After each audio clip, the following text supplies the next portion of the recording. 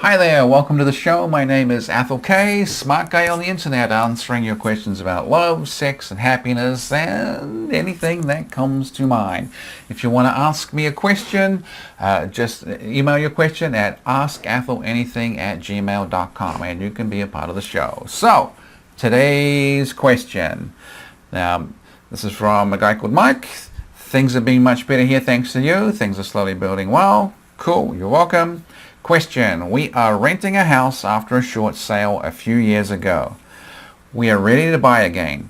How important is a nicer home to a wife? Is it better to stretch a bit on the home price to have a pretty nice one, best neighborhood, prestigious neighborhood, or an okay home, okay neighborhood with more financial cushion? I'm torn between trying to decide. My wife is great, saying either type of house is fine, but I'm trying to be wise. This is a great question, super question. So many couples get into the same scenario. And I have seen it where people have gone into the big house where they've stretched to get into it, and it's really, really hurt them because all it takes is an illness, a job loss, and suddenly that stretching is harder and harder. And sometimes it's nothing to even do with you. I mean, it's just the global economy. Oil prices change, your heating bill goes up, and then suddenly it's a lot harder to make payments.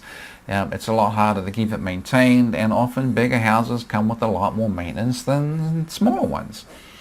So that question of stretching is always problematic, and I always do worry if people are stretching that they will get to a point where they can't stretch anymore.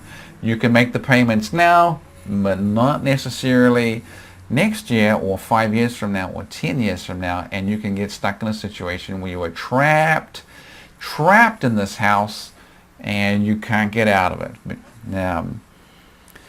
Also, the whole point of having a really nice big house is that it's a big, nice, comfortable house. And in your mindset, you want to create a place where your wife is going to feel safe, secure, warm, dry, and most importantly, comfortable. And if you've already been through that sense of we've had to do the short sale, we've had to bow out of the house, we've had to, we've been in a sucky living position that we wanted to get out of, and it hurt us coming out, stretching for the bigger house is not necessarily going to create that sense of comfort that you want. She may well be more comfortable in a quote-unquote less comfortable house because she feels more safe and secure in it. So I'm tending to lean towards get something smaller rather than stretching to something bigger. The other thing to think about is it's not really a choice between a stretch to a bigger house or a smaller house that's easier to have. Because if you just think of it in the terms of, well, a big house might be, say, and again, plucking numbers from the air, $4,000 a month housing costs versus $3,000 a month housing costs. Well, that's $1,000 a month, $12,000 a year, and that's a really big amount of money, and you can do an awful lot with $12,000. I mean, that's a Disney trip. It's paying for kids' college stuff. It is being able to do some sort of elective medical procedure. It's being able to get the ribeye steak, a couple of times a month instead of eating freaking London broil. Yeah, I hate London broil. So it's not just a choice between a big house or a smaller house. It's a choice between a big house and a smaller house and a bunch of other cool stuff. And the truth is, you might only get one big point for having the big house. The smaller house plus a bunch of other cool stuff is actually going to be lots of little 1 points. And you may actually create a far greater sense of comfort and create far more engaging experiences and create more attraction from all this other little stuff than simply the big house.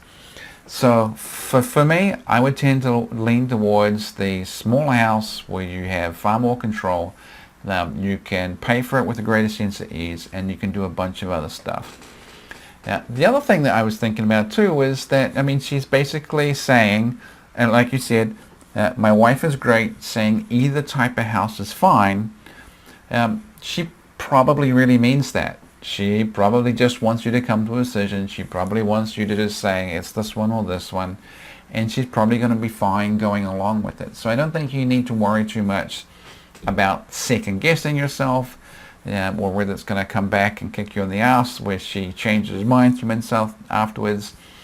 It sounds like she just wants you to make a decision where the responsibility is yours and she can kind of follow along with it and enjoy the house.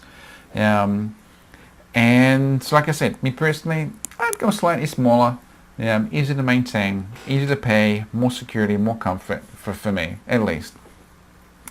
And I'm going to leave it there. And my name is Athol K. Until I catch you next time, I'm wishing you all the love, sex, and happiness you want. And please like, share, and subscribe. And I'll catch you later.